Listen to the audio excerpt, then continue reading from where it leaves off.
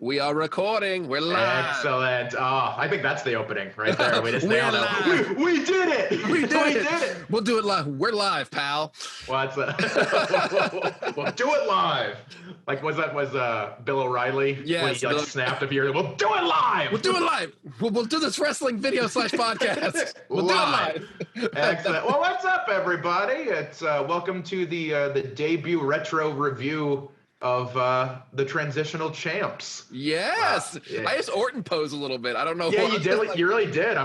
That makes me believe that you lit someone on fire before we started recording. I did. It was my girlfriend. She was wearing an Alexa Bliss shirt, and I was like, I felt that is unfortunate, but we'll make it work later with the story. Yeah. The build to the Rumble. We're gonna write it backwards. We're gonna set her on fire, and then we'll make it seem like then we'll figure it out. We're talking about the entire time. Well, everyone, I am Ryan Niemiller, the official Cripple Threat of Comedy, and former AEW superstar. You are an I keep forgetting that. Like, I know you're AGT's Ryan Niemiller, but that's nothing compared to like your 5-second cameo headbutting Virgil. Exactly. on Dynamite. Which I'll be honest, as a like obviously AGT did a lot for my career. I'm way more excited that I've once appeared on primetime pro wrestling television. I didn't even know you were going to do it, so I was like, did he just headbutt Virgil? Yeah, I totally did. And then afterwards on Instagram, Virgil threatened to shove breadsticks down my throat. So I think it was worth it. And then charge you $20 for a retweet. Exactly. It was the best. But yeah, and then I got my buddy here. Go ahead and introduce yourself, my good friend. My name is Gavin Eddings. I've been doing stand-up now for a while. I do it with this guy back before he was TV's Ryan Niemiller. I remember when he was Bar and Grill's Ryan Niemiller. Yeah, when I was an O'Charlie's Ryan Niemiller. We did many Beef O'Brady's together. Yes, that was sort of that was our gimmick. I'm a huge wrestling fan. I have a horror movie YouTube channel as well. I also do guest commentating for New Focus Wrestling here in Evansville, Indiana, which I get to see such superstars such as Chase Stevens. I've called several Chase Stevens matches, and actually something cool that I did do was I got to do commentary with Tracy Smothers before he passed away. So that was very cool. So that was kind of neat. Like I didn't really fully appreciate it in the moment, but then when he passed away, I was like, man, I got to commentate with Tracy Smothers. Like that was pretty cool. Tracy Smothers is somebody, and we're not going to make this a Tracy Smothers tribute show for our first thing because he has nothing to do with the show we're talking about. But he is someone that like at the time, because like when I started getting into wrestling, it was around the time where he like a year or so later came in as like Freddie Joe Floyd. Mm-hmm. Like he was just like a weird WWF job guy kind of thing. He sounds like a Punch-Out villain. Like Freddie Joe Floyd like he goes Glass Joe, then him, then King Hippo. You have to go. Yeah. And his thing was he's a moonshiner. that was his Punch-Out character. He just had a big jug with XXX on it. Have you met Tracy Smothers? Not far off. Not far off. Yeah. I grew up with people that were like him. Yes. But yeah, he was just one of the guys, like, as I've been watching some of his older stuff, like on, the ECW archives that are on WWE Network and stuff, like, he was a pretty interesting guy. Like he's a character I appreciate a little bit more now after the fact than at the time. And he was, like, very beloved by guys. You see, like, Eddie Kingston. There's just a ton of dudes just really appreciated and really loved him. And you kind of... It makes me particularly being like sad to not be like, well, I only did commentary for like a year. He was only at a handful of shows, but I could have gotten so many cool stories about his career. And then just some of these up and comers that you see on AEW every week or WWE, because he did a lot for a lot of people. Exactly. And he seems like a dude that like definitely like, even if he didn't make it to like the top echelon in the same way that a lot of people look at old legends, like I'm sure that dude has some stories. Yeah, he was always super nice to me. He did not have to be, but he was always super cool to me, and he is definitely missed. Yeah. So now, do I have to be nice to you? Absolutely not. We have a lot of disagreements when it comes to wrestling. You sometimes I feel can be a little bit like, well, listen, I don't like this guy, and I'm like, I like him. I'm kind of like, I feel like sometimes I'm more internet, and you're more like, nah, I don't care. Don't like that person. Yeah, well, I've always tried to like wrestling in that way. I try to like obviously I'm someone who I got in on like the internet craze really early when that became a thing. Like the mid 90s, like before the Attitude Era. That's when I started really becoming like a smart kind of guy, like looking up all that info. I've always tried to look at wrestling, and that's sort of what I hope we can bring to this, is like I want to look at it as just like it's supposed to be fun and entertainment. Because one of the things that I always notice about wrestling fans, and you could probably, attest to this a little bit too, it seems like wrestling is one of the fandoms that hates what they love more. It's up there with Star Wars fans. Oh yeah. As far as just like hating what they love. And it's just like at a certain point, I made a conscious effort to be like, okay, even if I don't like this, even if it's not as good as I think it could be, wrestling is still kind of silly and goofy, and it's supposed to be fun anyway. So if all my time is spent hating what Vince McMahon is doing or whatever, I'm gonna go do something else. Yeah, that's kind of how I always looked at it. I think it's part of being a nerd, essentially, because it's like it's the one bad thing about like the passion that people have for it is sometimes they get a little too into it. And they forget at the end of the day, this is dudes in their underwear fighting. Like, it should be fun. It should be, at the end of the day, you should be enjoying what you're watching. And you've called me out before, because sometimes I can get a little gatekeepy. I was like, if you're not watching All In, you're not a wrestling fan. And you're like, Gavin, don't be a gatekeeper. Like, just let people enjoy. let people enjoy SmackDown. If they want to enjoy SmackDown, let them go one-on-one with The Undertaker and just enjoy it, okay? Exactly. So you keep me very humble in that regard. And, like, don't be gatekeeping. Be like, it would have been 0 stars in the Tokyo Dome. It was a cinematic match between The Undertaker and AJ Styles. Yes, it would have been 0 stars in the Tokyo Dome. Yeah, it was the Boneyard match. They were like, Undertaker has magic powers. Like, it's not that serious. It's supposed to be fun. Speaking of not that serious, let's go to the 1993 Royal Rumble. That is our first episode we're doing. It's Royal Rumble season. You're like, where should we start? And out of nowhere, you're like, 1993 Royal Rumble, which is one that I had not seen, but you had before. Yes, and there's a specific reason, because I know anyone that might be watching right now who's a wrestling fan, the 93 Rumble is not considered one of the better ones. It's kind of the general aura around it is it is not very good as far as Rumbles go. I watched that. You were there. I watched it. I would agree with that wholeheartedly. For me, though, it is a very nostalgic show. So that's kind of where I wanted to pick first. Because for me, this is literally probably about a week or so after the show, or whenever the WWF magazine that covered this show came out. Oh, yeah? I saw that in like a general store, and I won't spoil yet, because it had the winner of the Rumble was on the cover of that magazine. And for whatever reason, I was so captivated by it that I bought the magazine, having barely ever watched wrestling before that time. And that's what got me hooked on pro wrestling.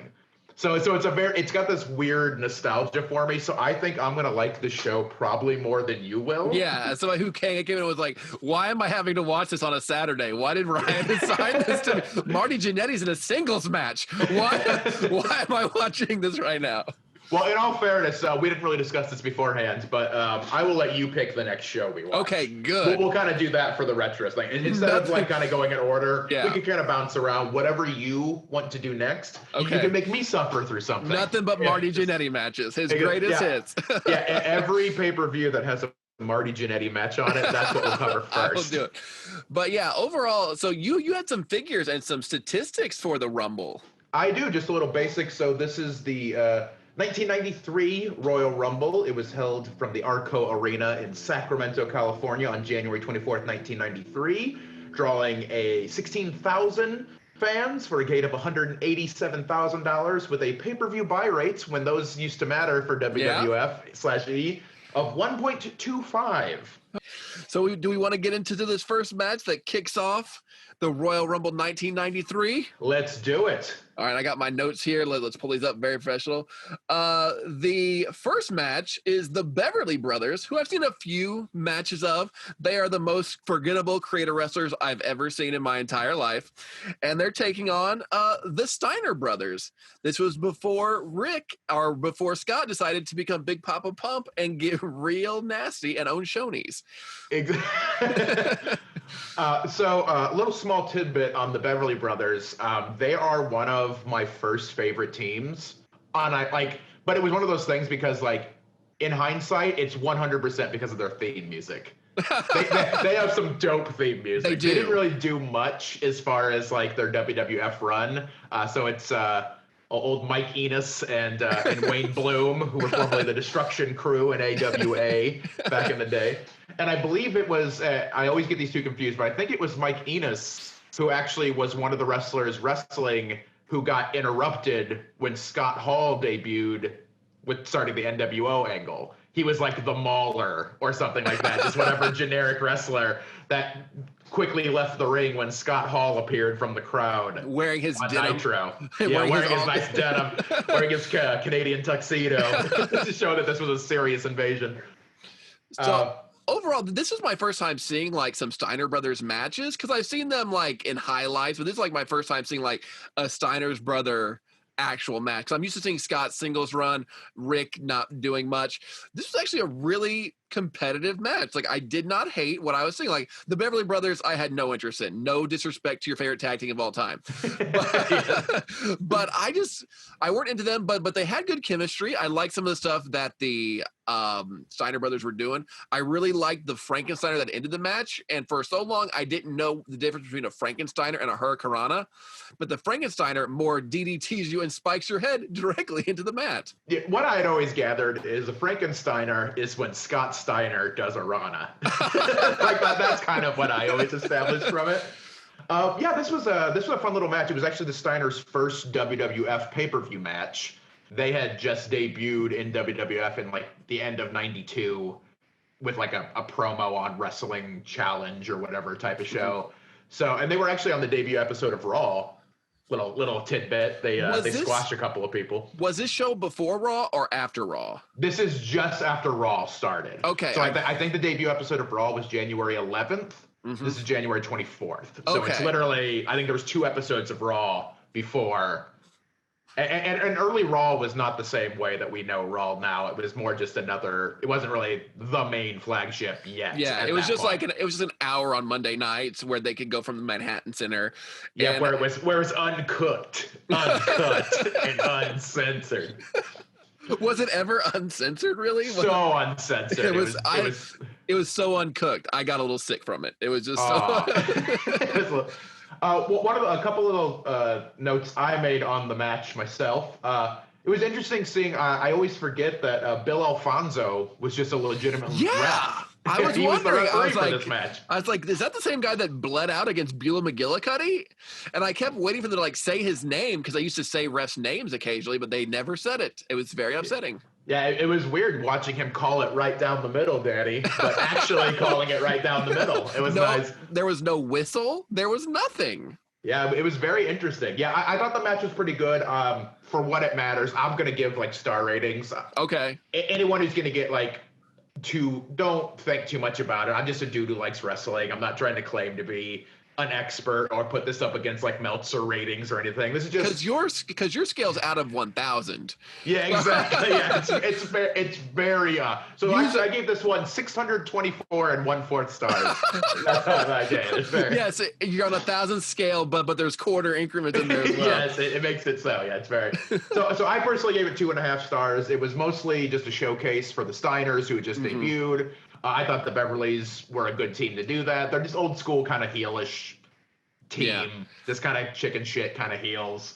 One thing I do want to mention, and I think this is just the chic of the time, I did appreciate that the Steiners came out dressed like trapper keepers. they were very well dressed. It was a nice. I had notes about wanting to make fun of Scott Steiner's mullet. Not the only mullet we'd see on this show by a mile. Yeah, you should have been making fun of people without mullets. I know, be like, this guy thought he was cool. Like when IRS in the Rumble, I literally made a note. I was like, IRS just has a normal dad haircut, like a current dad haircut. There's like nothing. It was really weird not to see a mullet on him and everybody else. He just came from H&R Block. Like he just got off work. Yeah, I was gonna write down and when we get to the Rumble, I was gonna try to write down every entry, and then I was like, I can't do this. I cannot. I did. So good. We'll be able to. I'm glad you did that for me. We'll quickly go through a lot of them. Yes. I mean, the point of Rumbles there's a lot of nonsense in there. I also need timestamps for when they were eliminated. I could probably find that, but I'm a nerd, stats nerd like that. So yeah, a pretty good opener. I'm glad that for a show you've never watched in an era that's generally considered to be bad, Yeah, it you at was least good. got something decent to It was start. fun. Now, this next match I got excited about because I'm a big HBK Mark. He's one of my favorite wrestlers of all time. I know that he was a piece of garbage, piece of shit in like the 90s. I know he was holding people down. He was still so good. And he was the only reason I got to watch wrestling because Evansville, Indiana had an episode of Raw in 97 when Stone Cold and Shawn Michaels won the tag belts together. Oh, okay. Yeah. That's from Evansville. My mom only let us watch it because she wanted to bang Shawn Michaels. So I only got to watch wrestling because my mom thought Shawn Michaels was hot. So because Shawn Michaels was a thirst trap for your mother. I like that. He was a thirst trap back then. So this match is, of course, we had the big falling out between Marty Jannetty, HBK, the barbershop window. We've seen the video packages. But the coolest turn of all time. Yes. If we ever do a video talking about best wrestling turns, that's my number one. I'm gonna go ahead and spoil it now. Yeah. It's such an iconic, like him just getting tossed through the window. Yeah. And they cut it off really early because he actually, Marty Jannetty bladed and was like bleeding everywhere too. So they always cut it off early after he goes to the window the first time. But he's like, oh no, he busted him open by going through that window. Oh God, it was the best. And then Bobby Heenan being like, Marty Jannetty's such a coward. He jumped through the window to escape. He tried to get away. He tried to get away. It's so good. So this match was like the big culmination of Marty Jannetty been jumping the railing in some sweet Guns N' Roses shirts. Yeah, and his nice tall cowboy boots. Which he tucked in. He tucked in his shirt, which great look for you, Mr. Jannetty. Love it. I hope he brings it back. And also an important part to remember during this. So during the time, this was when, that was the breakup of the Rockers, essentially. And that was the start of Shawn Michaels becoming the Heartbreak Kid. He also brought in, as a manager, Sensational Sherry, who is a huge part of the story for this. So Sherry was kind of basically his groupie, for lack of a better phrase, would hold the mirror up and things like that, tell him how hot it was, sang the original theme song. We all know the Sexy Boy is sung by Shawn Michaels, for the last 20 years or whatever. Yeah. Originally sang by Sensational Sherry. It caught me off guard because it's a little more sexual somehow when she sings it. Like, I was like, was that moaning? Was that? Yeah, very much so. Did she just hit the O-Town? Like, did she... So essentially what built this actual match, other than the initial turn, because Marty was off TV for a while. I think there's probably some contract disputes in there as well. I think Marty Jannetty is still the most hired and fired wrestler in WWF/E history. I listened to a Crime and Sports podcast episode about Marty Jannetty. Like, that they hired him back in like 2006 for a little bit. Yeah. And I was... And then I think he got fired because he was on house arrest. So he couldn't leave Georgia or something like that. It was really weird. Luckily, he's doing fine now. He's doing good. not trying to make fun of someone, but like it's just very interesting. So he comes back. It's a really cool angle, I thought, that they did, where Sherry's holding up the mirror, and Shawn's admiring himself, and then Marty Jannetty, they get a really good camera shot of like Shawn getting to see Jannetty in the mirror, and basically going like, "Oh shit!" It was really good cinematography.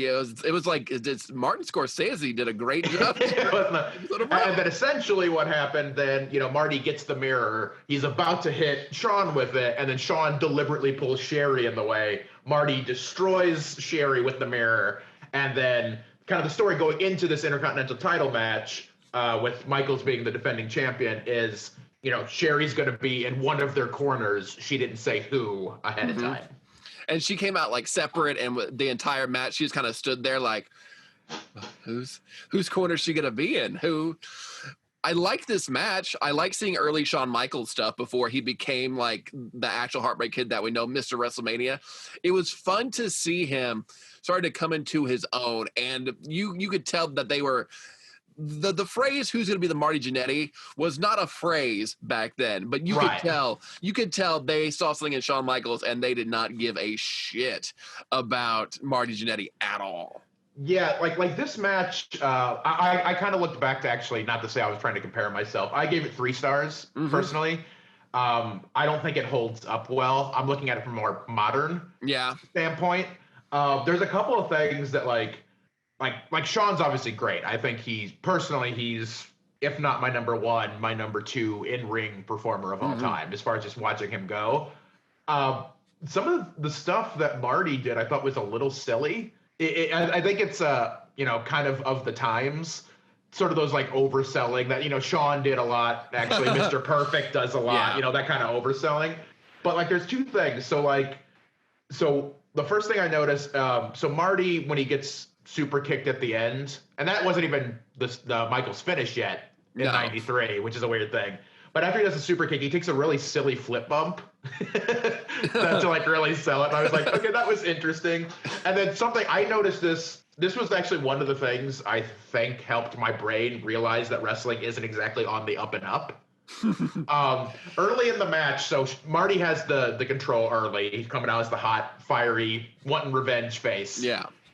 They do a spot on the floor. So Michaels is getting control on the floor. He has Marty up on his shoulder, rams his Marty's right shoulder into the post. The camera cuts away. They cut back to Marty, and Marty's like, "Oh, my left shoulder. Oh God, my left shoulder is in so much pain."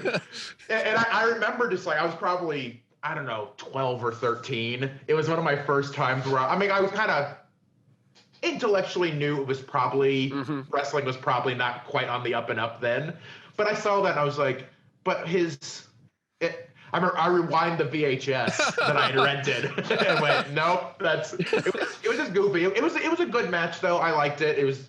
He actually was selling, not him hitting the post. He slept on it wrong the night before. Exactly. And it was just catchy. He's like, knocked it back in. Like the right one knocked that one. I was like, you really fixed it for me. That's really nice of you. That was very sweet. Yeah, but it was a decent little match. I liked it. The right guy won, so Michaels wins with the super kick after Sherry kind of got involved. Sherry, I think, slapped Michaels at some point to show that she definitely wasn't with him. Yeah. And then Sean got the advantage and basically like stalked her in the corner. It was very uncomfortable and then for a little bit. And then Sean got kind of a dirty win, didn't he? Didn't he do a low blow when the ref was turned, I believe? Or I think Sherry was going to hit Michaels with her shoe. So That's like right. Marty like saved when he was like stalking, and then like she had her shoe off and was going to hit Michaels. Like Marty was holding Sean, and then Sean got out of the way and she cracked Jannetty instead. Super kick. Weird, silly flip bump. 1, 2, 3. You got to protect Marty Jannetty in 1993. You can't. Well, I mean, I'll be honest. I do think at that time they still thought he had the chance to be the guy. I think they still thought he was going to be, because they broke up a year before that. I mean, in hindsight, you hear that and you're like, okay, that's silly. Yeah. Like clearly that wasn't going to happen. But I think at that point they still thought he had a chance to be the dude. Yeah, and it's hindsight is 2020, but looking back at it now. The other note I did have, the ref bump in this, the ref took the bump like he had been shot with a gun. Yes. Like, I think Michaels barely grazed him, and he went like he had been shot in the head. He did an HBK bumping for Hulk Hogan at SummerSlam. That was very nice. If you're going to be a ref, you got to bump. You got to bump. Yeah, and then they did a nice little post-match angle. Sherry kind of ran away because she was so distraught that she screwed up. And then Michaels went after her and was like yelling at her when he was. I do love Gene Okerlund trying. I love when Gene Okerlund tried to be a badass because he's like, Sherry, damn it, Sherry, get yourself together. He like yelled at her. That's so mean. stupid. It's Mean Gene. He's not a tough guy. Yeah, well, it is Mean Gene. He's not Nice Gene. I should have known that. Sometimes he can bring it. But you got to give her space. You can't just expect her to just stand there and not. Damn it, Sherry, pull it together. Then Marty comes and attacks Shawn Michaels. So this feud kind of continued off and on. Marty would win the belt for a hot minute. Yeah, I think for about 6 days they did like because he disappeared again for a little bit. probably legitimately got fired and then got rehired. And then like I think this was after Diesel. I think was around. Or I think this was right before Diesel debuted. This was like the reasoning for Diesel debuting. So Shawn comes out and basically says like he's just doing his cocky thing, like I'll defend this against anybody right now. And then Marty shows up to answer. Yeah, I think he came out. I think he came out of the crowd again. He came out of the crowd. Got the match. He wins the Intercontinental title on Raw, and then I think during a house show at like Madison Square Garden or something like that during the week before the next Raw, that's when Diesel debuted to help him beat Marty, and then Diesel was on Raw the next Monday. This show is called Transitional Champs after the many transitional championships of Marty Jannetty. Of Marty Jannetty, yes. He was actually this is going to be the Marty Jannetty podcast. I really hope so. I hope so. Marty Jannetty news. The third match of this card was our Hoss fight of the night, where we saw the Big Boss Man take on Bam Bam Bigelow. And I am an unapologetic fan of Bam Bam Bigelow. I love Bam Bam. I love him. I really loved his ECW stuff with Taz. That's where I became a fan. Also, you mentioned that this show is one of your gateway shows to like really liking wrestling. I remember watching WrestleMania 10, and I believe it was Doink versus Bam Bam Bigelow. And no, it's the mixed tag. So yes. it's Bam Bam and Luna versus Doink and Dink, I believe. Yeah. And I always loved Bam Bam. When I played WWF Raw for Super Nintendo, I always liked Bam Bam on that game. So nice. I love Bam Bam Bigelow. Go. And he has taken on everybody's favorite correctional officer, the Big Boss Man. I think that's actually a fair statement. I don't know if there's any other correctional officers that anyone might be like, you know what? That's my guy over Ray Traylor. Then again, the Fashion Police count. I'm counting the Fashion Police. I will count that as well. Yeah. And the Mountie. Those are my favorite cops of all time. But the Big Boss Man, I'm used to seeing him more as the SWAT boss man eating the Big Show's dad or whatever. you mix two wonderful angles into one even more amazing one. No, he drags the Big Show's dad's casket away, and then he makes Al Snow eat his own dog. I don't remember it that way. I remember him distinctly cooking and eating the Big Show's father. Big Show, I mean, he handled it pretty well overall. I think the Boss Man ate his dad. But just seeing the Big Boss Man come out to an ovation where they're like, yeah, police. It's like, we love the Cobb County, Georgia man. Yeah, that wouldn't be a face gimmick in 2020/21, I don't think. No matter how much you try to make it happen. I didn't like this match. I know what it was supposed to do. Like Bigelow had just returned. I think in like October. I think this was his first pay-per-view match. So it was a showcase for him. And Boss Man was on the way out. I think Boss Man ended up leaving in like March and hadn't like resigned yet, type of thing. So I think it was more that than anything. Yeah, because he would go on to WCW to do like copyright infringement, where he was the boss and then like the guardian angel. And they're like, you can't call yourself the boss. That's Bruce Springsteen for one thing. And he was just wearing the Boss Man costume stuff. Yeah, this was kind of just your basic early '90s Hoss fight, essentially. It wasn't great. I gave it a star. It wasn't a single star out of 1,000. Remember, that's not good. It's not good. So yeah, I thought the match was fine. It definitely showcased Bam Bam more than Big Boss Man because Bam Bam could go. Like he was super agile. He could do all the high flying stuff. And Boss Man was like, want a sidewalk slam? Like you want to. Well, and the thing that makes me sad is that like Boss Man was a pretty agile dude when he was motivated. As I've been watching more old stuff, like when Boss Man wants to go, like that dude can move. Like he'd move. He has good strikes. Like he was an agile dude. Something like this though, it was just very plotting. There just wasn't a whole lot to it. Bam Bam, I think, wins with a diving headbutt. Nothing too. Watching diving headbutts is like, that's concussion city. We should stop doing that back 35 years ago. Please. Yeah, if only I could warn you, Scott Bam Bam Bigelow. Oh man. So yeah, I like that. I like seeing Bam Bam do stuff, but yeah, overall, not a super great match. Not one that's going to make the highlight reels anytime soon. Yeah, and that's also a thing that's fine. Like I'm a big believer, and I know I'm in the minority of this. Like, all matches don't need to be 5-star wrestling classics for it to be a good show. Like everything has its place, you know, like that. And sometimes you just need a couple of big hosses punching each other to kind of put a transition between, you know, two more fast-paced matches. Because Sometimes, the next match had a lot more, athleticism yeah. to it than that did. And sometimes you got to poop during the pay-per-view, and that's a perfect time to poop.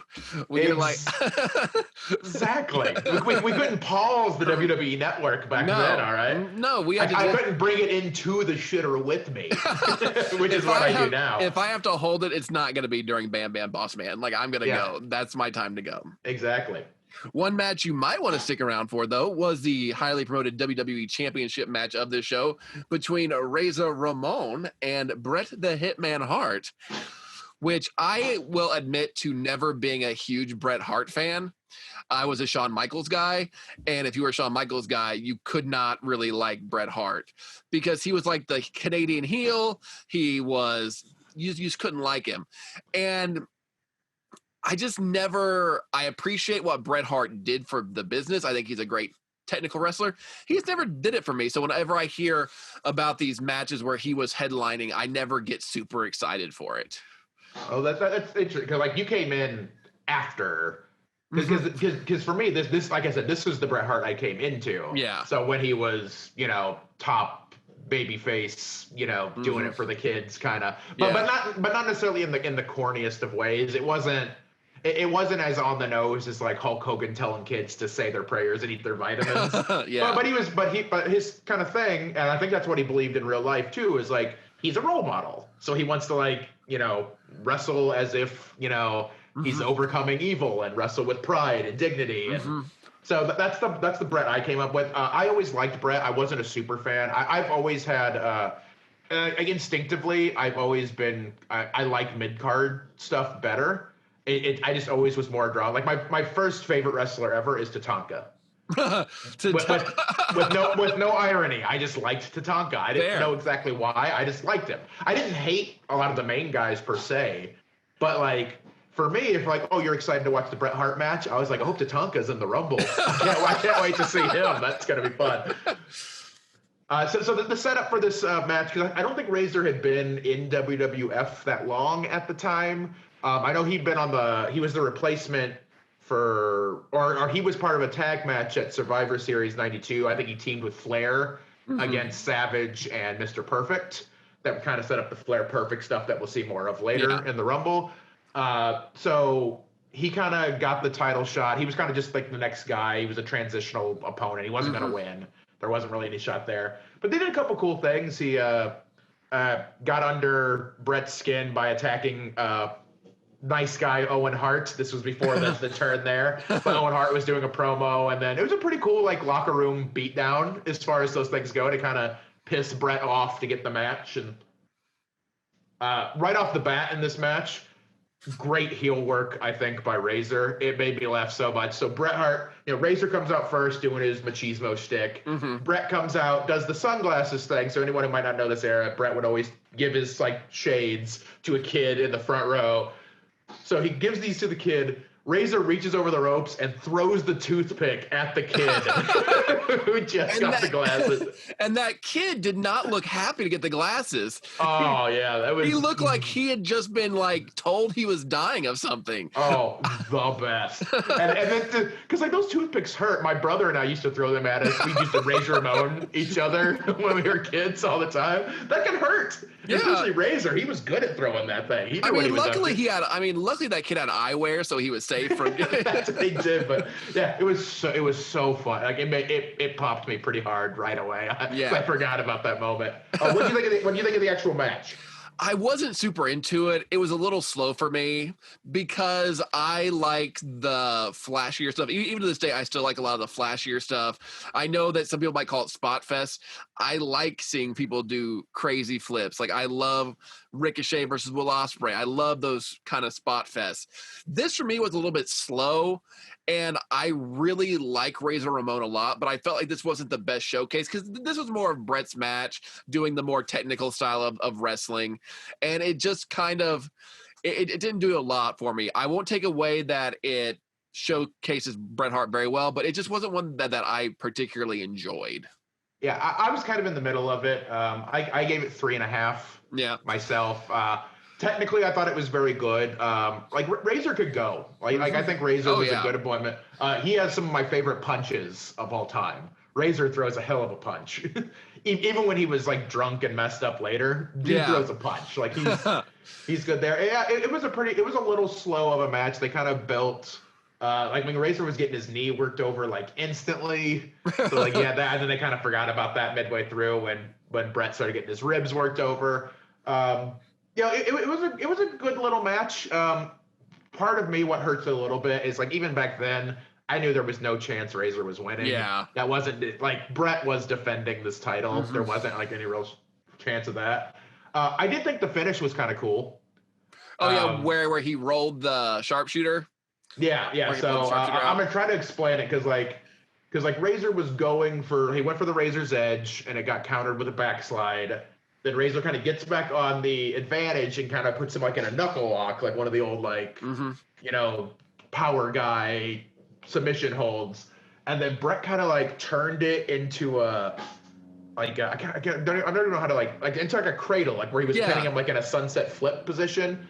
I'm not great with move names all the time. That's going to be something we see over the course of these.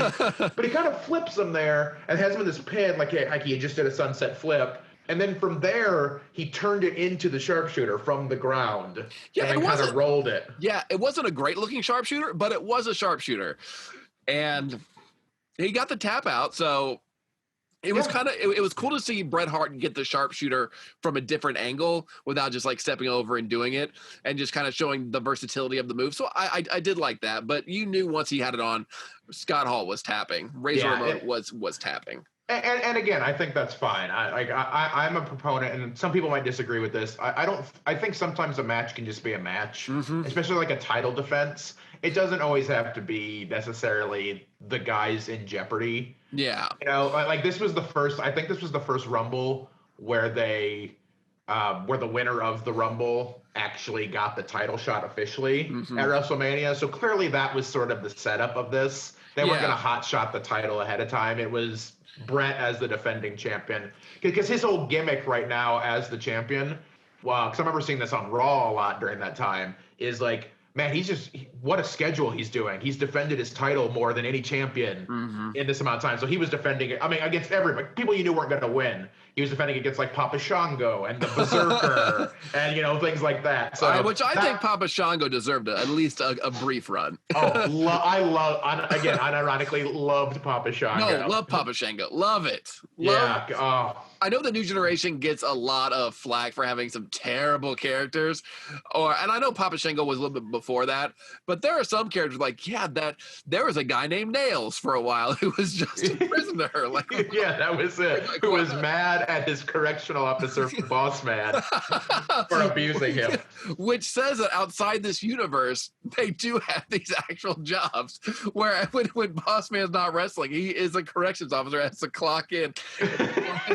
That was like the new generation. It's a ridiculous time. Like we know behind the scenes now that like financially things weren't going great because like it was the whole steroid trial. Like that was the time where there was like an actual fear that WWF might go out of business. So, but it was just funny that so many characters, like, it was so on the nose. Like, man, pay in the WWF is so bad. I also need to be a trash collector. And I have to burn vacation days to come wrestle for you. Exactly. I also am a plumber who moonlights as a wrestler. What stuck out to me about this show as well was they kept building to WrestleMania 9.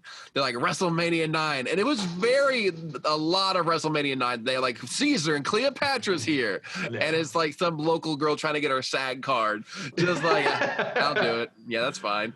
But knowing what we know now about WrestleMania 9 being a terrible WrestleMania, just the before of them be like, WrestleMania 9, it's going to be huge. It's going to be so good. And then you're like, it wasn't. We can talk about WrestleMania 9 more when we get to WrestleMania 9 if we do a review on it.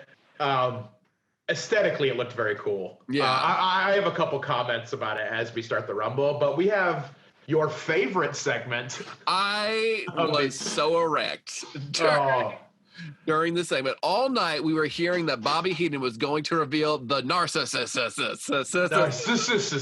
I was like, is he saying Narcissus? The Narcissus. Well, originally it was Narcissus, and then they realized that was goofy. And then because everyone was going to know it was Lex Luger.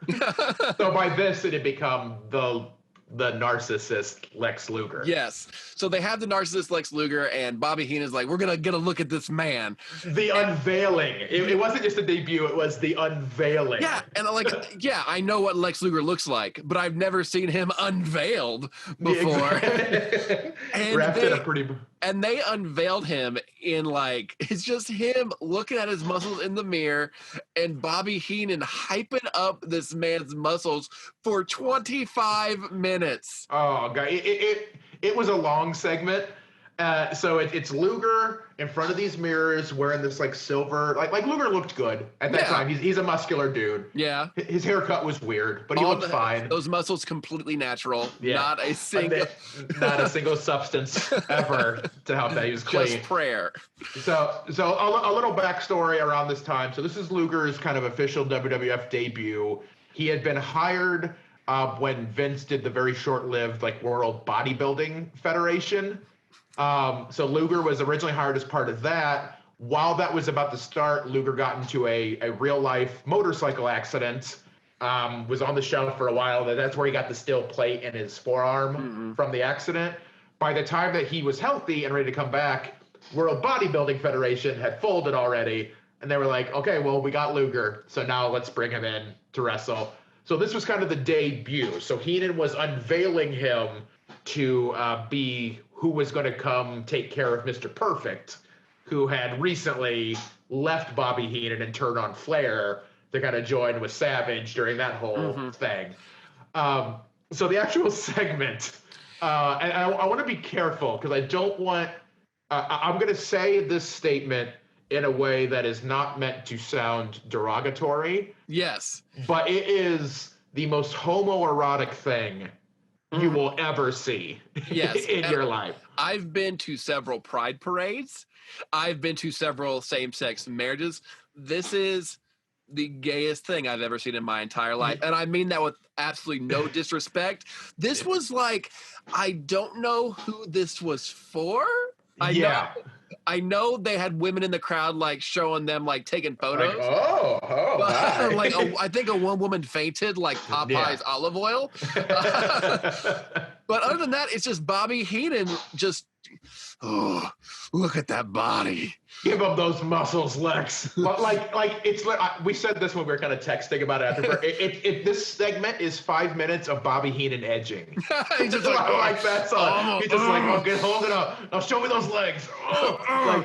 Look at that back. Look at that chest. And then when he gets done, he's like, look at that back. Look at we already looked. We know. Lex, pull yourself away from the mirror for just 1 second. Talk to me.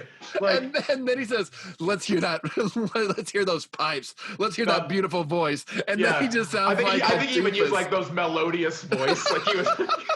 And Lex Luger just sounds like kind of a doofus. Hey, listen. It's very 90s. Again, we're looking at it from, we're recording this at the beginning of 2021. So we're looking at it from those eyes. Because the weirdest thing about it, and I think this is being a little conditioned to how modern angles like this works. If you did some kind of angle like this, there's not a chance that Mr. Perfect doesn't come out at the end and attack Luger or... Because it's so weird because they unveil him, he flexes, and then it's over. there's no angle to it. It's just showing off this dude's body. Yeah, it's look at those quads. Look at those quads. Look at shows those. And then my favorite part, which made me go, after a segment that made me go, was they start to lower the curtain, and Bobby Heenan goes down on his knees. And I was like, is he about to blow this man? That's the best unveiling of all time. And then he's like, show the legs one more time. Just let's a little bit more. Just go in the bag with it. And then I assume they wheeled Luger back in his packing bag.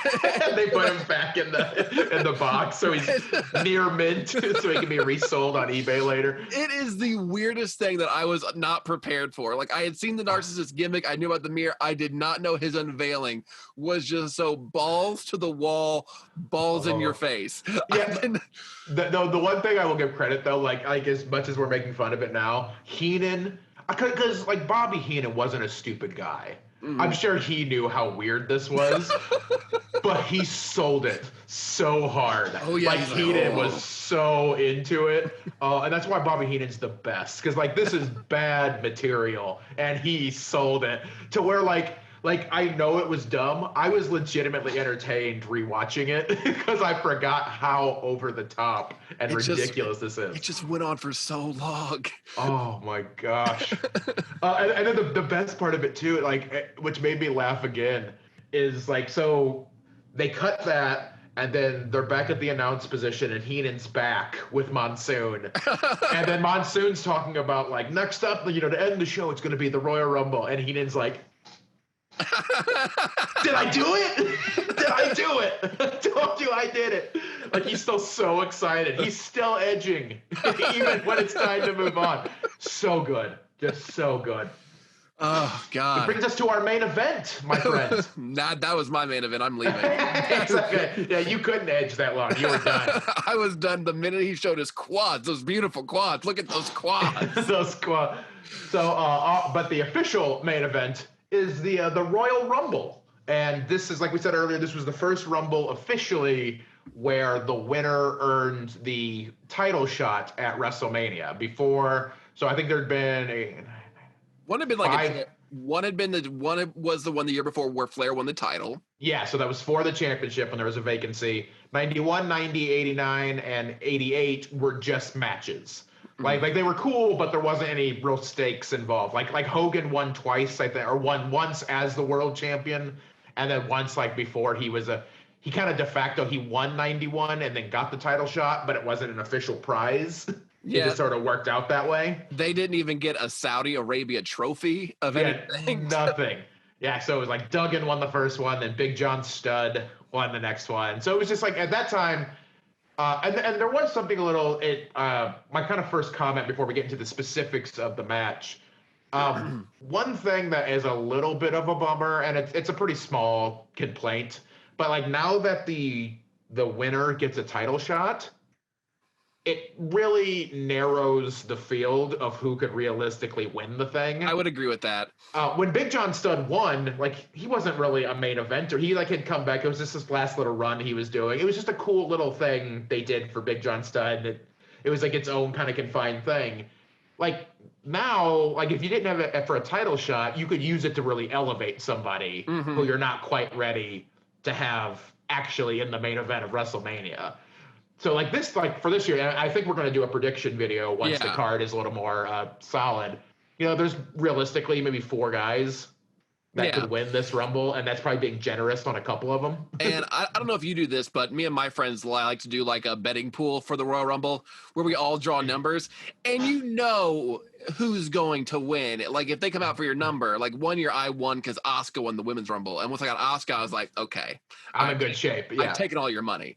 Yeah. And then, so that's something we should kind of do. We can discuss when we actually get to the predictions. We should do like a competition for the year predicting these big events. That'd be good. And then just do like a points thing, and then whoever wins at the end just gets some sort of prize. But that's we're booking it on the fly. We're doing it live. We're doing it live. We're doing it live. I'm delivering a Goldberg promo right now, live on TV. We're doing it live. So the Rumble, 1993 Rumble. First thing I want to comment before the match even starts. Julius Caesar and Cleopatra come out. The actual Julius Caesar and Cleopatra. Yeah, that was the thing I was going to say. It was so weird because, like, they came out to, like, make this, like, proclamation about, like, the winner receives at WrestleMania 9 at Caesar's Palace. But, like, they did it as if they were Julius Caesar and Cleopatra. It wasn't like, oh, this is a cool, like, they were cosplaying. Like, they played it as if this was Julius Caesar. And like he doesn't have Rome anymore. He's like, I have a casino. Yeah, I got this sweet casino, and I really hope to see Bret Hart defend his title.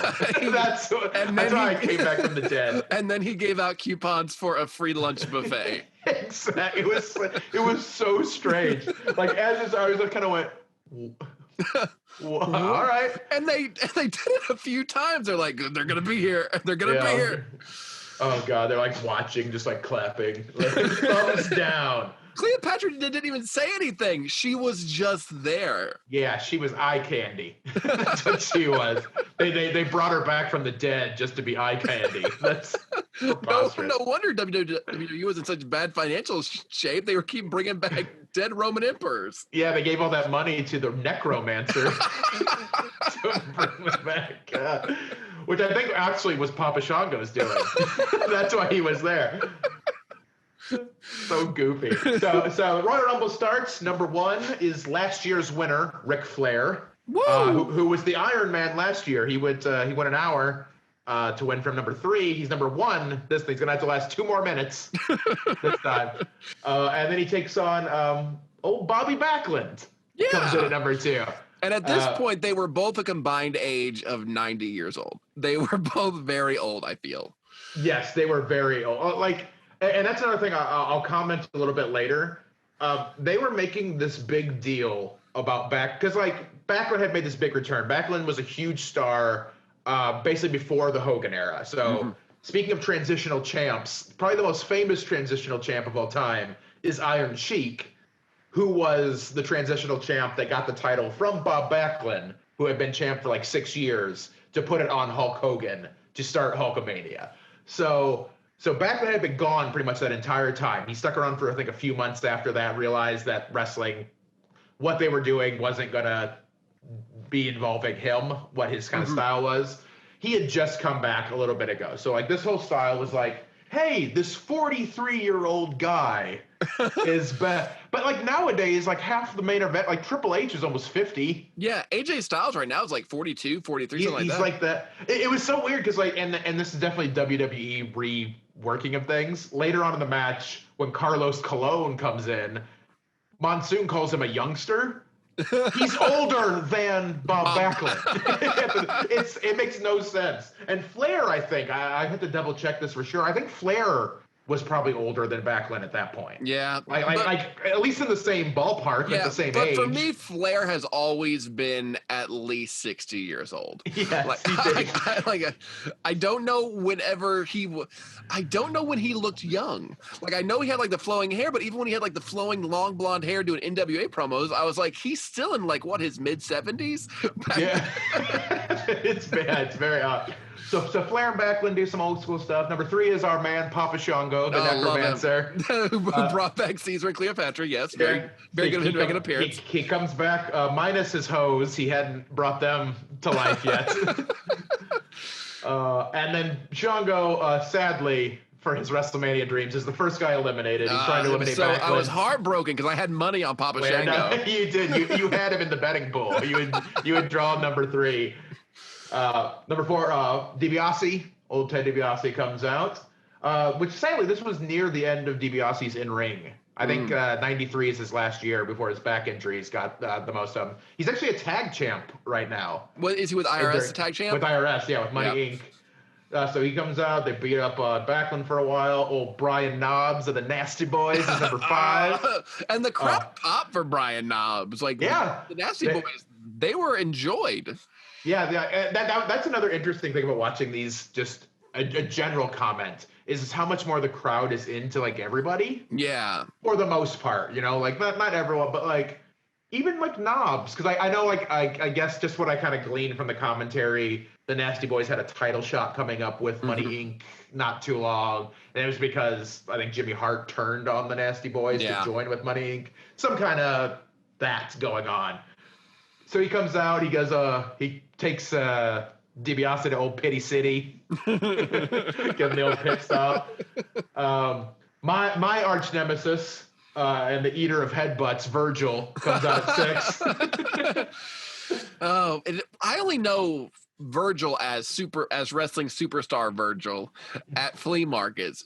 But he got a little bit of a push when he left DiBiase and became Soul Train Jones, and he got a little bit of something going there for a little bit. Yeah. So this was kind of a little bit after the Virgil push where he kind of just became a guy.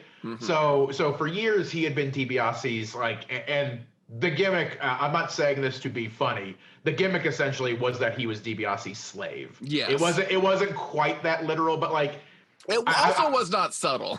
Yeah. I watched the '89 Rumble today because like I just got a treadmill, not bragging. Okay. You still look fat, but whatever. God, so I carry a lot in my face and body. That's where I carry most of my weight. So what I've been doing, because it is Rumble month, while I'm down there, I have an iPad and I'm just watching the Rumble matches. So I watched 89 today when Virgil is still with DiBiase. And literally on commentary, it's Jesse Ventura and Gorilla Monsoon. They call Virgil DiBiase's slave.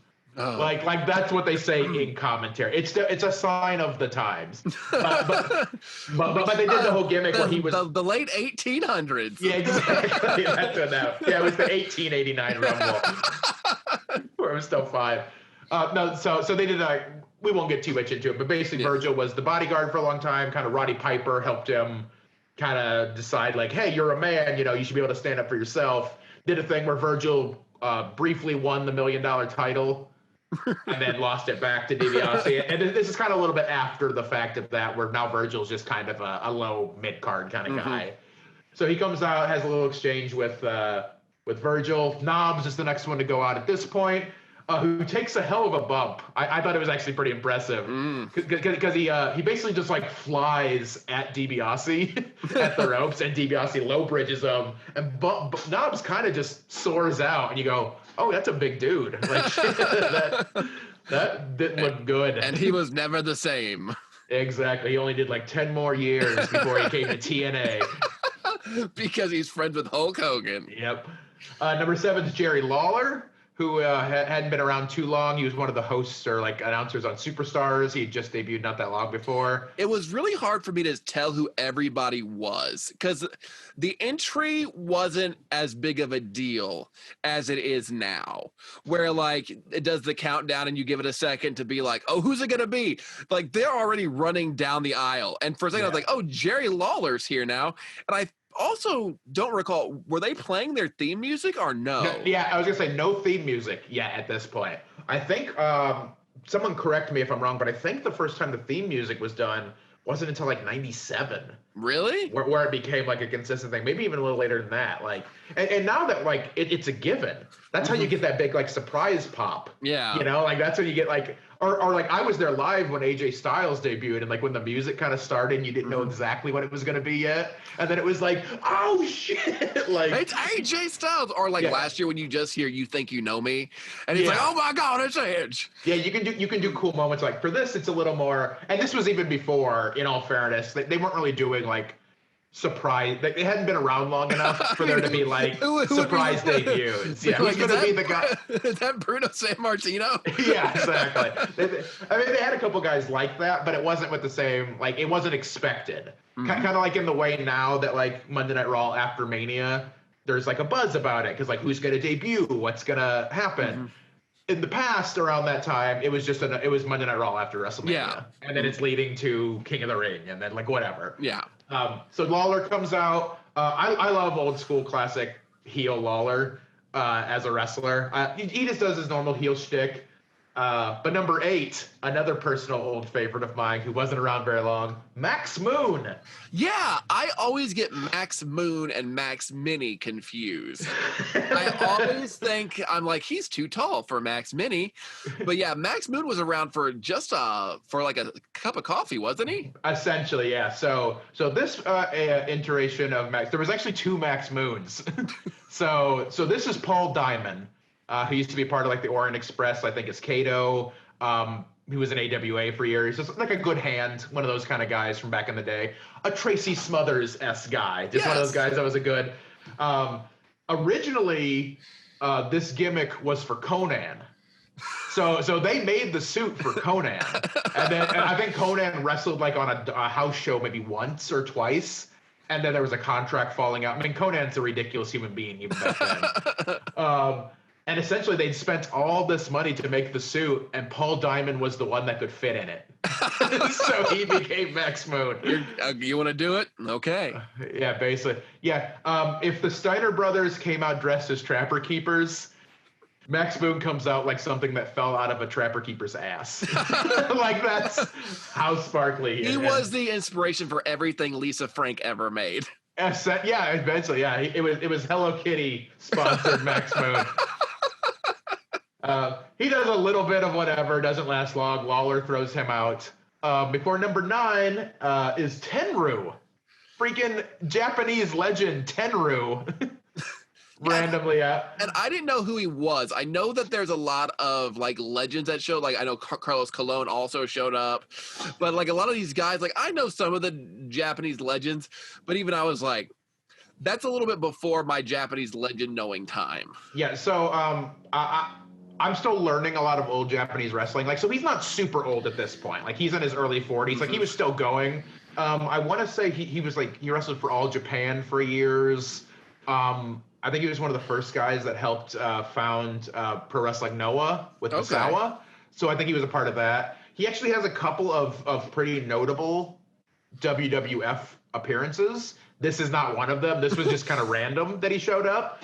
The next year, for 94, when they were doing the whole Made in the USA, Lex Luger, he had already lost his, he had lost his one chance to be, like, basically they agreed he'd get to wrestle Yokozuna for the title, but if he didn't win the title, he never got a title shot again. So he didn't win the title, but then he was in the Royal Rumble, and Cornette, Jim Cornette, who is Yokozuna's, like, English manager or whatever, basically they did a thing like, hey, Luger shouldn't be able to be in the Rumble because if he wins, then he gets a title shot, but he's not allowed to have a title shot. Mm-hmm. So, like, the agreement they made is that basically Fuji and Cornette got to pick 2 mercenaries to be in the Rumble to kind of, you know, if Luger gets to be in it, they get to pick 2. One of them is Tenryu, and the other one's the Great Kabuki. So he's involved in, like, that. And then also, really randomly, Tenryu is at WrestleMania 7, wrestles a tag match with, like, Kentaro Oki, I think, or some other Japanese guy, and they just squash Demolition. This is near the end of Demolition's run, so it's like Crush and Smash at this point.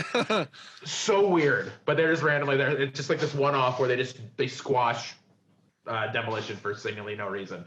But Tenryu's out doing Tenryu things. Number 10. This is where it gets a little interesting. Perfect. Yeah, Mr. Perfect, coming on out there. So they do a nice thing because he has the feud with Flair. Apparently, so Flair's last night in WWF for like 15 years, or maybe not quite that, for like 9 years, because he does come back at the beginning of or right after the invasion. They're doing a career-ending match on Raw because Flair is going back to WCW. They're kind of writing him off, so they're going to have a basically loser leaves town match the next night. So this is kind of like right before. So Flair and Perfect have some really good. Really good heated exchange. Mm-hmm. They're clearly the best 2 in there right now as far as having stories and things behind them. 11 is Skinner. Yeah, what was he somebody's manager? No, Skinner was an actual wrestler. That's Steve Kern, who originally was like part of like the Fabulous Ones back in the NWA days, and was a trainer, I want to say, for like Deep South Wrestling or like early Florida Championship Wrestling for a long time. Basically, his gimmick is he's an alligator man who spits tobacco at people. That's what he does.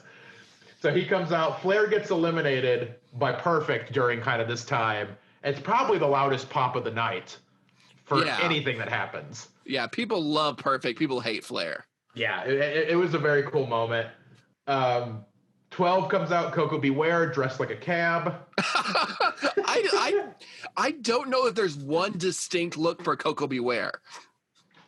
Oh, well, for me, this is the Coco Beware that I know and love. Like, did I dream it, or did Coco Beware and Owen Hart team up for a little bit? Yes, so this is they're still technically a team at this point called High Energy. Because Owen Hart comes out dressed as the white version of a cab later in the match. So Coco comes out. He does a lot of weird hip gyrating. It's almost as erotic as the Narcissist debut. It's almost very close.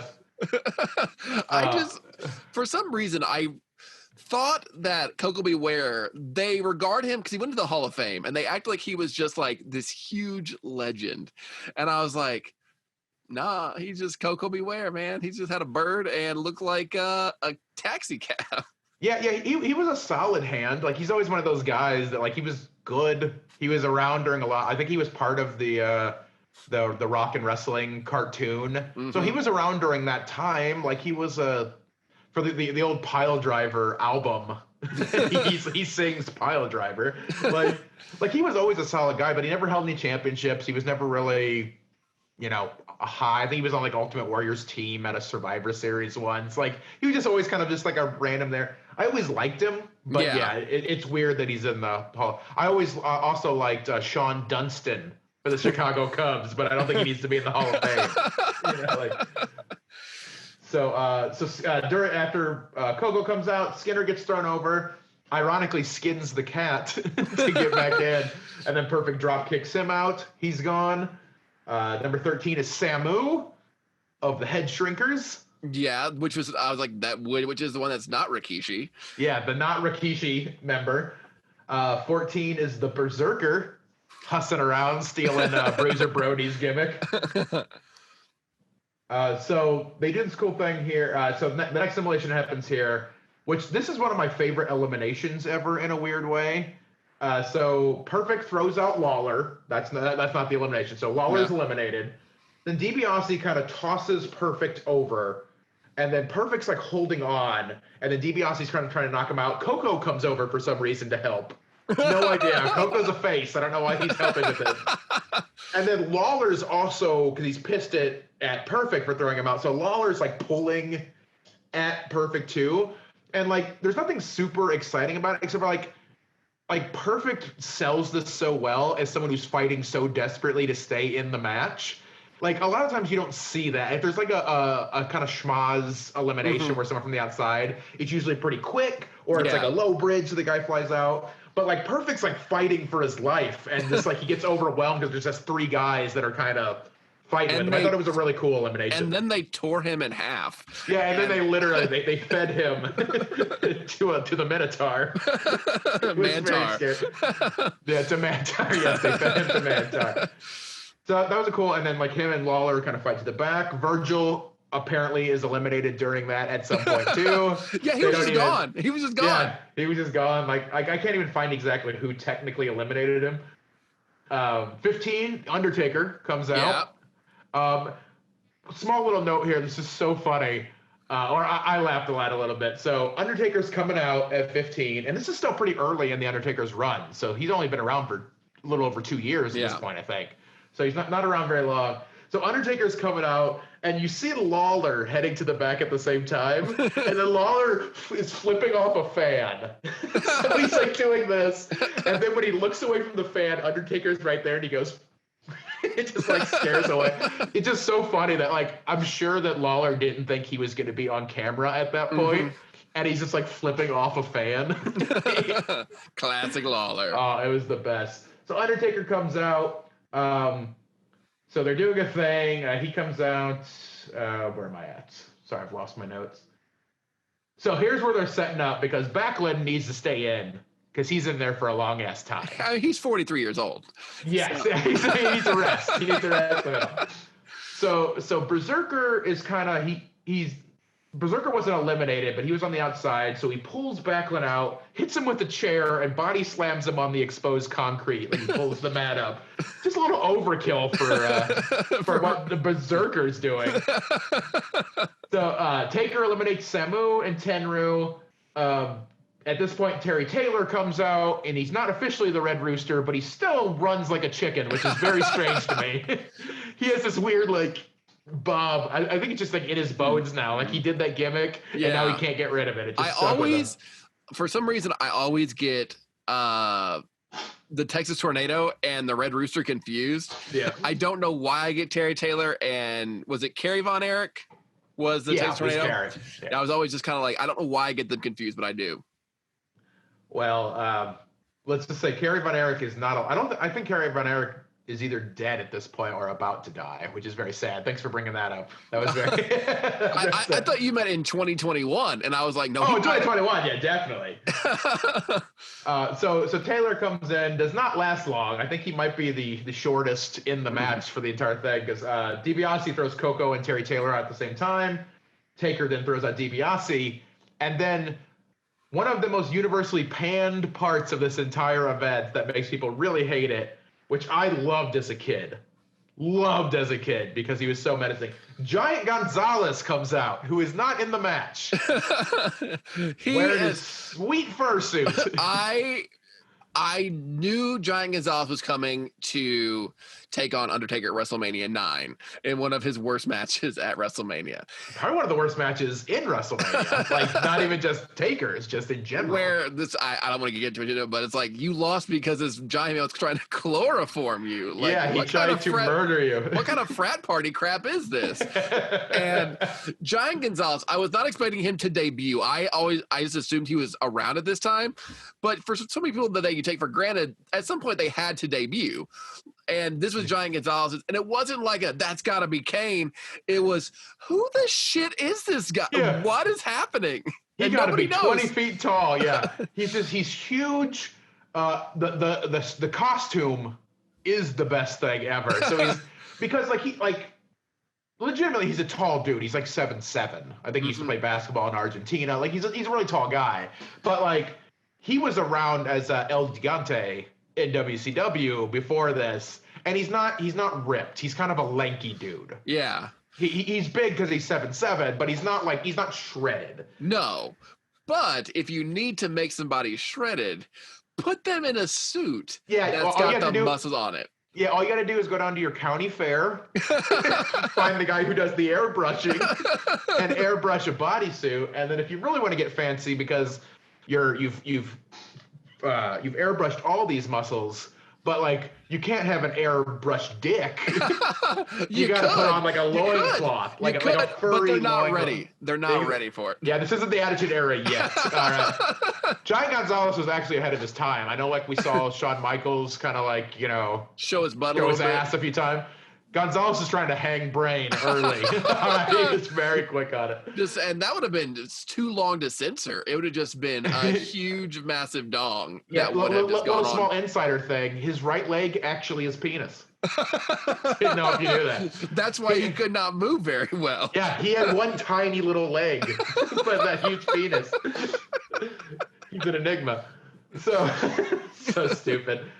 So Gonzalez comes out as Taker throws out Berserker, and the story, and they kind of told this in commentary a little bit, because Harvey Whippleman is with Gonzalez, and Taker had just beat, I think it was a Survivor Series, beat Kamala in a casket match, or I think it was a coffin match still at that time. They hadn't even changed it to a casket match, and like nailed him. And basically Whippleman was mad because now Kamala was ruined. So Kamala's still around at the time, but like he's not the beast that he once was. So like this is kind of Whippleman's revenge. He found this guy to come get him. So they do this like little face-off thing where it's like, oh, this is the biggest man ever. Gonzalez just is like going, he's just doing that. That's his move. Taker gets in his face, and then like Taker's going for his shot, and then Gonzalez clubs him. And they're playing the story like no one's ever manhandled Taker this way. Some of the weakest looking strikes, like Gonzalez, like I've read some stories from Whippleman. Apparently he was a really nice guy. Like he was a really sweet man, but like he just wasn't very good at professional wrestling. This was not what he was at. So the strikes look bad. He hits like a chop that like sends Taker over the rope. So he's eliminated, beats him up on the floor a little bit. And it's weird that the fight ends with like Taker getting his leg knocked into the post like 4 times. Like that's what Gonzalez was like, I've made my statement. My favorite part of the entire interaction was when Paul Bearer shambles back out and just goes, the power of the urn. And like he's not even like hinting anymore. He's just like, the power of the iron, Undertaker. And just like opening it up and just, there's power inside here for you. And then he just sits up and you're like, so did that leg hurt not work? Like, I mean, he limped a little bit. He was selling the leg a little bit, but it was just like a weird way to punctuate the fight. I don't know. It was just odd. As a kid, I loved it because he was a big dude. Like it worked on me. That was the biggest human being I've ever seen. Because I hadn't watched WCW to know that was El Gigante before that. So he was just this giant man. And like for me, I was like, this is awesome. I can't believe this is so cool. In hindsight, Yeah, it's garbage. Yeah. but it was so like the spectacle. Wrestling can have some spectacle sometimes. This is just a spectacle that didn't quite make it. It didn't quite make it if you were over the age of 11, which is what I was at the time. During that time, Damien Demento, speaking of another guy wearing fur for no reason, Damien Demento had come out and he was like, I'm staying the hell away from that. Comes in, I think Backlund's back up at this point, kinda, or Demento threw him in. 18 IRS with his normal dad haircut comes out. Just got done preparing someone's taxes. At this point of the Royal Rumble, I was thinking that it had been going on for a very long time. This Royal Rumble felt long. Yeah. And because you don't know, because they don't tell you what number anybody is either. They just kind of like shuffle them out to the point where I had to look on my phone to see, well, how many more are coming out? Where are we? Yeah, it was long. I think this is the last one for at least the time being where officially they stopped doing the 2 minutes. Mm-hmm. I think the next year it's a minute and a half. And then 95 is only a minute, which is one of the worst Rumble. I think is the worst Rumble is 95, and it's so fast. But yeah, this one it dragged. Yeah. Especially because like of everybody that's been in so far, realistically, Taker might have had a chance to win, but then they did this angle, and then it was Flair and Perfect were the only other ones that had like. It just felt like there was no star power in this Rumble. It felt like this was like the Jobbers Rumble. Yep, essentially a lot of tag team guys looking in there, like a lot of full teams. So IRS comes out with his sweet looking tie and haircut. Does something. I like IRS. Yeah. IRS is one of my favorite examples. It's him and country superstar Jeff Jarrett of gimmicks that are wrestle crap, but they worked because of who was doing them. Oh yeah. Because a lot of people will be like, no, but IRS isn't wrestle crap. He's awesome. Dude's an evil tax accountant. Like that's his gimmick. Jeff Jarrett was using wrestling so that he could make it in country music. Like those are stupid. They were great. I mean, Undertaker's kind of silly when you think about it. He's a damn zombie. But it works because he's a zombie named after a person that prepares dead bodies. Exactly. Paul Bearer is a pun. It's a pun name. And it just worked. So IRS is out. My vote for who should have won out at 19, the Native American Tatanka. Tatanka Buffalo. Buffalo comes out. By the way, Taker is still dead at this point, apparently. I do have it in my notes now that Paul Bearer revives Taker now. So that's when he brought out it's time to wake up, Undertaker. Exactly. So that means that Taker laid there for about 4 or 5 minutes because there was 2 entries during that. Well, at least we're getting a preview of what his later career would be when he would just stay in the ring for several minutes. Just a long time. So Taker's now finally gone. The ring starts to fill back up again. So we basically get a lot of entries without anybody, without any elimination. So 20 is Jerry Sags, the other half of the Nasty Boys. 21 is Typhoon, who's coming in there to try to shock the world. See what I did there? He's a shock master. I get it. There he is. Yeah, there he is. He did not trip on the way in, which was nice. He did not helped his case. 22 is the future Rikishi. Yes. 2, who's still a savage, comes in. 23 is Earthquake. So this is Typhoon's partner. And storyline-wise, this made no sense. So Earthquake comes in. He's still teaming with Typhoon at Natural Disasters, another one of my favorite childhood teams. Love them. They're just big. I like big dudes. Don't take that out of context. Please don't cut this. Look at this. Look at these quads. Look at those quads. Look at Earthquake's quads. So Earthquake comes in, and you're like thinking, oh, cool. It's like now the biggest tag team in the WWF is now in there together. We're going to work together. Earthquake comes in and attacks Typhoon for no reason. It makes no sense. Yeah, they start just punching each other. Typhoon kind of turns the tables, goes to charge Quake in the corner, but Earthquake ducks. Typhoon kind of rolls out. And then they kind of like shake hands or kind of like do like a thumbs up thing. Like that would work. Like there was no tension before this. They didn't do a split after. Like I know the team kind of didn't last much longer, just that. But I don't think it was because they split or anything. I think there was like contract things or whatever. But like, and it wasn't. It didn't even feel like, oh, well, you tried to get me. It's just like you're just attacking each other for no reason. Yeah, it was just instant, you know. Like it was weird.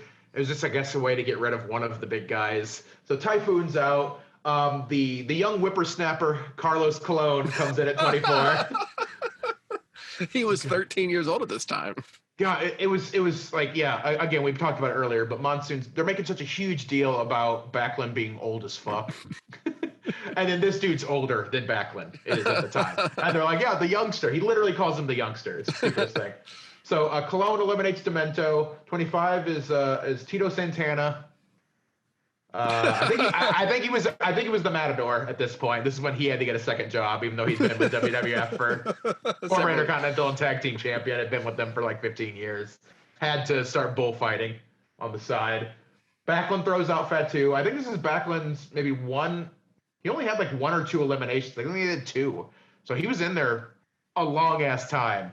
His first elimination is Fatu right now. Rick Martel, the model, comes out, goes right after Santana because they still hate each other after Strikeforce broke up before WrestleMania 6, I think, or 5. It was a while ago. Hey, I mean, I guess that's some cohesion storytelling. Yeah, like, it's a blood feud. They weren't in like a deep, strong feud directly, but hey, they didn't suddenly start not hating each other because like nice. I kind of liked it. It was continuity. Yeah, you don't see that much now. Earthquake during this time, Low Bridges, IRS. IRS is gone. Number 27 is Yokozuna. Yeah. Big old boy. I didn't realize, because I was doing a little research on this, Yokozuna hadn't debuted that much before this. I think he wrestled a dark match at like SummerSlam, and then kind of was like, being built a little bit on TV. I think he beat Virgil at Survivor Series. But who like, hasn't? Right, exactly. I mean, I beat Virgil. I beat him during the Manitoba Melee. I don't want to brag or anything. But yeah, so like he hadn't been around that long. So he comes in. He's clearly the biggest dude. Like that's the story. He's huge. He starts clearing the ring. He cheats clearly to eliminate Tatanka because there's no way he could have done that legit. Tatanka is a super athlete. The superpower known as Tatanka. Exactly. So he eliminates Tatanka, eliminates the young whippersnapper Carlos Colon. And luckily, Carlos is just getting his career started at 44. He's only 9 years old. He's got plenty of years left in him. Yeah, plenty of years. Owen Hart comes in, again dressed as a cab at 28. So Yoko, and at this point, Yoko and Earthquake are doing the big stare down that they like to do in Rumbles because giants are fighting each other. But see, here's what I noticed, though. Earthquake wasn't that big. Like, Typhoon is considerably bigger than Earthquake. So Earthquake was big, but he wasn't, like, big. Well, I think Earthquake was, like, Earthquake was a legit athlete. So he was a legit, like, sumo wrestler for a while. They do this whole gimmick later in the year that basically writes Earthquake off of television, where, you know, he was a sumo wrestler and he challenges Yokozuna to a sumo match, and then he gets attacked and Banzai dropped like 1,000 times, and then he's gone. Quake was big. I don't know if I agree with that. Like, Typhoon just looks big because he's like a more round creature, I think. Yeah, I mean, if I were to see shapes. Yeah, if I were to see Earthquake like in the streets, I know he passed away, and like his son posts on Reddit a lot. Yeah. He posts a lot of like fun stories, side note. But if I saw Earthquake in person, I'd be like, that's a big man. But seeing it on TV, and I guess it's not fair to compare him to Yokozuna. Yeah. Who was big? Big guy. So he eliminates Quake. So Quake had missed like an avalanche. He does like this kind of belly to belly sort of. It didn't quite work because I think Quake was a little too big for that to look right. Yeah. But he dumps Quake by himself. 29. Repo Man comes in, the former Smash of Demolition. When he came out, I thought it was the burglar from The Sims. I thought that the Sims house was about to get robbed. Which I'm surprised hasn't been a gimmick in Chikara at some point over the years. There should be just the burglar from The Sims. That's his name. So Repo Man comes out being silly. another young whippersnapper who's not 43 years old, but is 40 years old. The Macho Man, Randy Savage, is number 30. Oh, yeah. So we're down to the final 8 at this point, actually. So we have eight in the ring. So one of these, I'm going to read everyone that's in the ring right now. Okay. And this is the biggest problem I have with this Rumble. This is the final 8. One of these people is going to WrestleMania to fight in the main event against Bret Hart in Caesar's Palace, in front of the real Julius Caesar.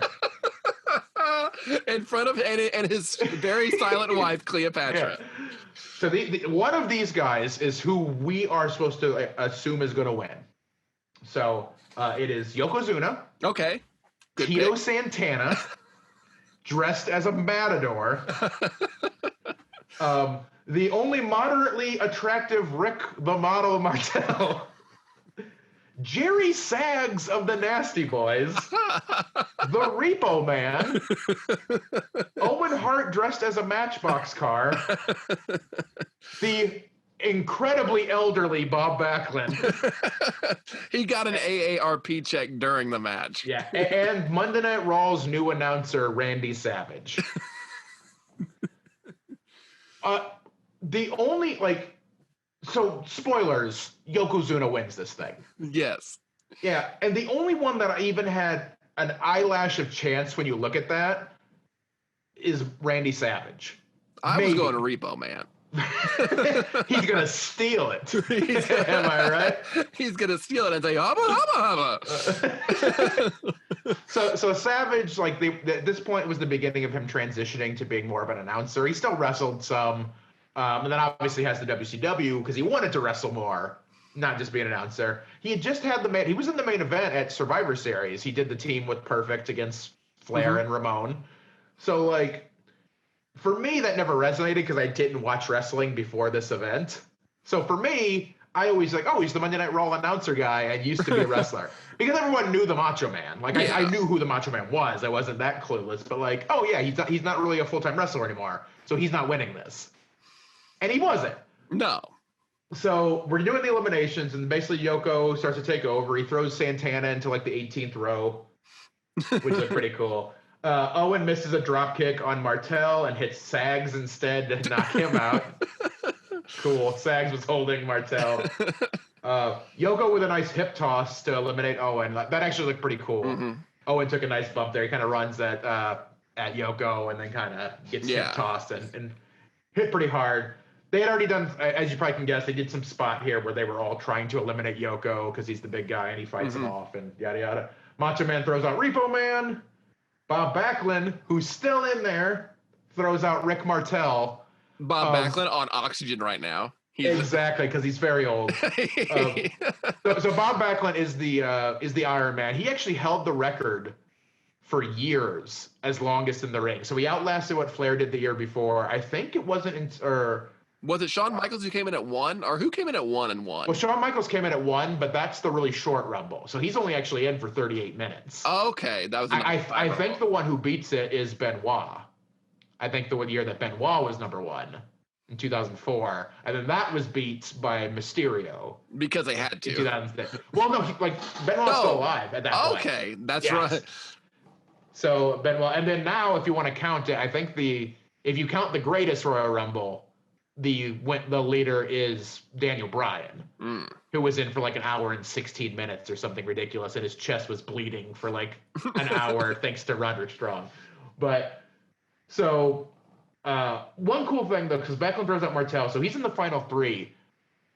Backlund was kind of silly at the beginning of this. He's a weird character. He's a very old school kind of wrestler kind of character. No, to his credit, though, with how they booked this, no one gave a shit when he first came out. No one cared at all. By the end, though, when he was surviving from eliminations, he was getting good pops. They actually told a really good story with him.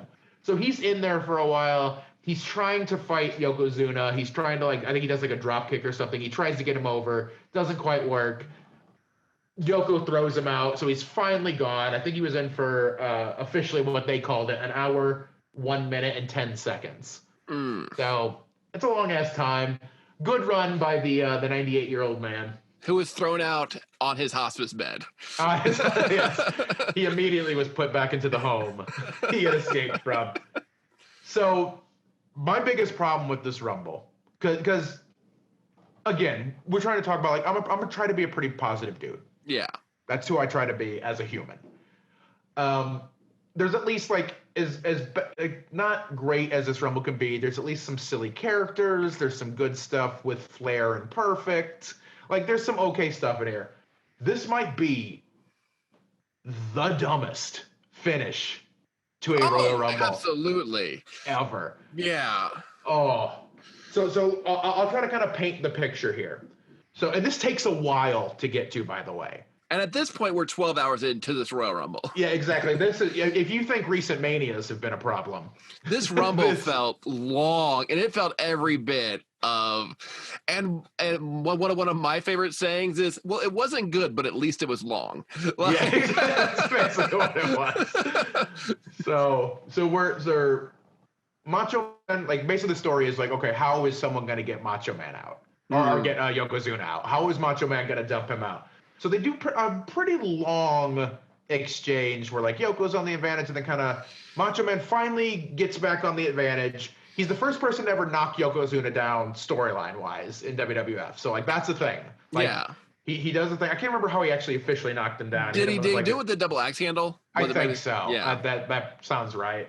So he does that, knocks him down. So Yoko's on the mat, and that's like a big deal. Like, it's a really big reaction because it's the first time Yoko's ever been off his feet. That he hasn't brought himself off his feet. Yeah. So someone knocked him down. Macho Man goes up to the top. Oh shit, Macho Man's gonna hit the flying elbow drop. That's awesome. Yeah. He jumps off, hits the flying elbow drop. It looks good. He has a great elbow. He hits good. And then Macho Man, who is supposed to be a smart, wily veteran, one of the most intelligent wrestlers in WWF history. He's very conniving, very... Who has watched 28 other people come out at this point? Oh, God, yeah. He's a smart dude. Like that's his gimmick. He's an intelligent wrestler. Tries to pin Yokozuna. Goes for the cover. Just goes, yeah. And he's been out there for it. Oh, yeah. He's been out there long enough where he saw that no one else went for pins. No one else has been pinned. They'll make an exception. Yeah, I'm the Macho Man. Goes for the pin. Yoko does like a bench press. And Yoko, like, legitimately, like, I'm sure he was a strong guy. Yeah. He was a pretty athletic guy for his... But, like, Yoko's not a dude that I ever looked at and thought, like, that guy's got, like, gorilla press muscles. Like, he's not... not at all. No. He's not the warlord. He's not Davey Boy Smith. You know, someone who's clearly... He's a big dude who can move. But he does, like, a bench press that apparently sends Macho Man into orbit. Macho Man, very generous with his bump on this. Yes. Because I was like, that's it? Because Yokozuna, his whole thing wasn't that he was strong. It was that he could not be moved. Yeah, he was big. He was the Blob from X-Men, you know? Like, he wasn't Juggernaut. He was the Blob, you know? But like, man, that press slam, and like you see Macho Man like stand up and then just like throw himself over. Throw himself out, yeah. I mean, kudos to Macho Man, because I'm sure that wasn't his idea. Maybe it was his idea. I don't know. But it is a dumb ending. Yokozuna wins, which is fine. And they're trying to build a new star. He goes on to WrestleMania.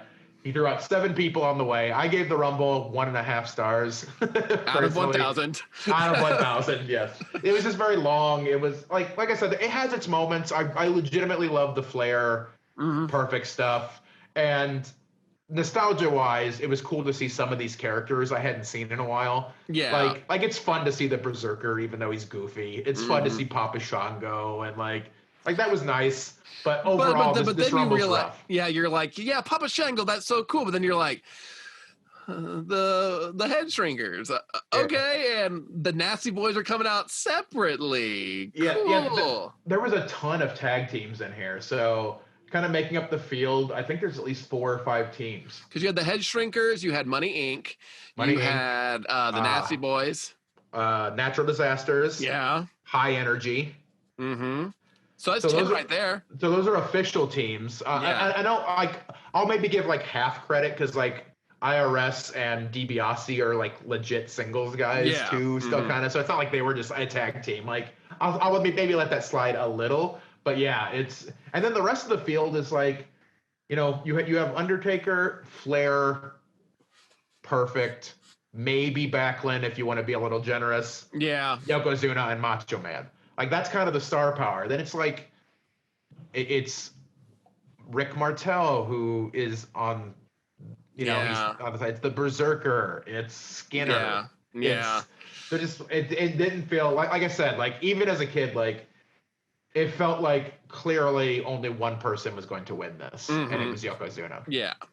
And that does not make, you can have good moments, but that does not a good Rumble make to me. There has to at least be the slim chance that like, okay, there's at least 4 or 5 guys in there that have a shot. Even if you're more sure it's going to be Roman Reigns, at least a couple guys that you're like, okay, I can see like, them okay, having that Randy guy Orton maybe. Yeah, exactly. But this is like just, this Rumble was like if you had Randy Orton and Roman Reigns and the rest were Primo and Epico, and just them cloned several times over.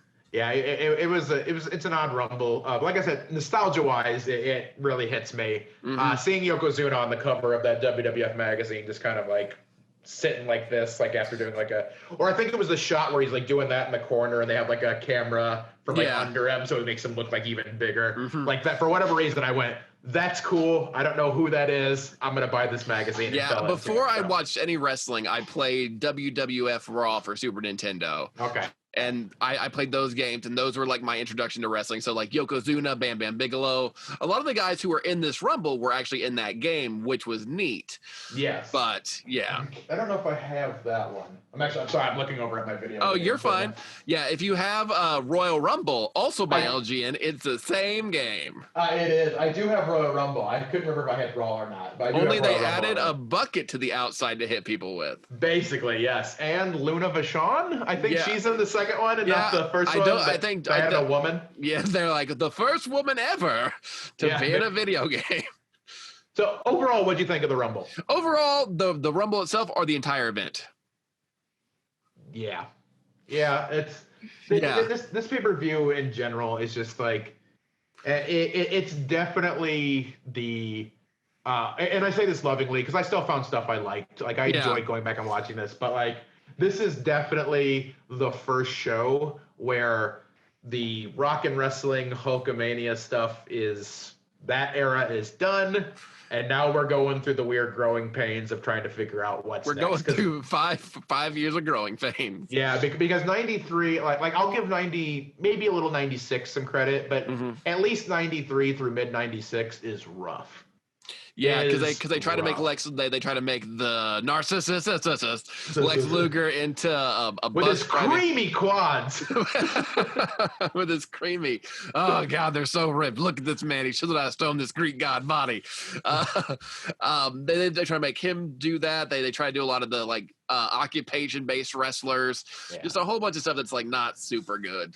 So yeah. Overall, I would give this event. It's kind of in the middle to low metal for me. Like it has its moments, but this is not. Yeah, I'd give it like probably like a C minus. Yeah. Like it's not an F show, but man, that Rumble really drug it down. It's a long one to get through. Yeah.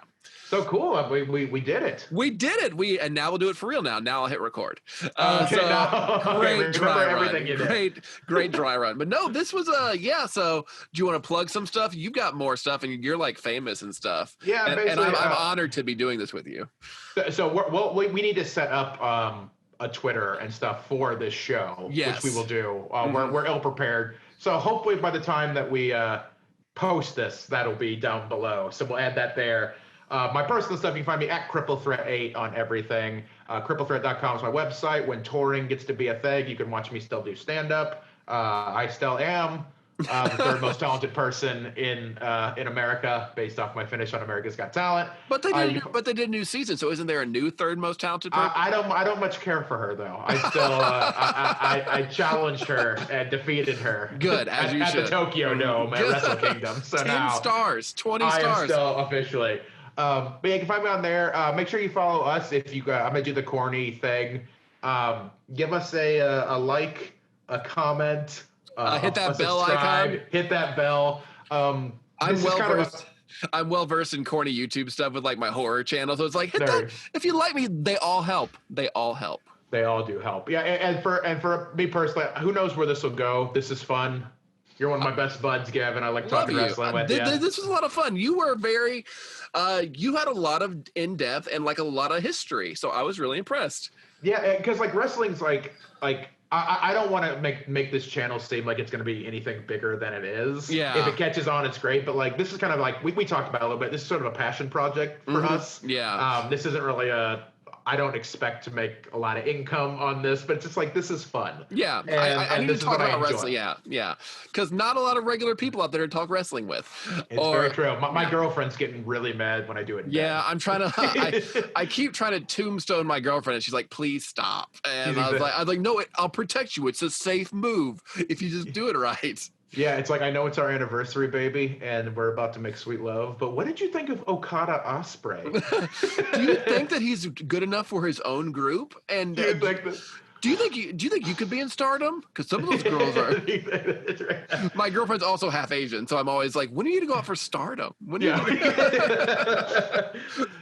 so yeah, go ahead and plug your stuff, and then also the next time we do this, you get to pick the show. I will. I don't know if you have something in your head. You want to announce it now? Or... I don't know. My instinct is to say Bad Blood 97, because that's one that I had like a VHS of, and we all look back fondly on it because of the Hell in the Cell. But also, Los Boricuas was a lot on that show. So I think maybe we need to revisit Bad Blood 97 to just see how the rest of the show holds up, or if it is just that one match show. You know what? I am all for that. If that's your instinct, if that's okay in your mind, we're doing Bad Blood 97. Yes. And before you plug your stuff, I'll just say, if you guys have any shows, because we're going to do retro reviews, we're going to do some other content, hopefully do some like current, maybe kind of talk about some stuff, some predictions for like I think the Rumble should be the first one we do, predict that one. But if there's any show you want to hear us talk about, suggest it in the comments. We have followers just now, so this is when you can get in to really influence what we do. We would love that. Love that. So if you want to follow me on social media, just at Gavin Eddings. I'll probably be down there below. I'm editing, so I'll make whatever happens. And then just follow me at Gavin Eddings, Instagram, Twitter. I need to get into tweeting more. I also have a horror YouTube channel, Gavin Loves Horror, if you also love horror stuff. So if you're like, I like The Fiend, and watch horror movies with me. So that's all my stuff. Ryan, this was fun. Let's do it again. Let us do it again for Bad Blood 97. Yes. All right. Until next time, I'm Gavin. I'm Ryan. And we are your transitional champs.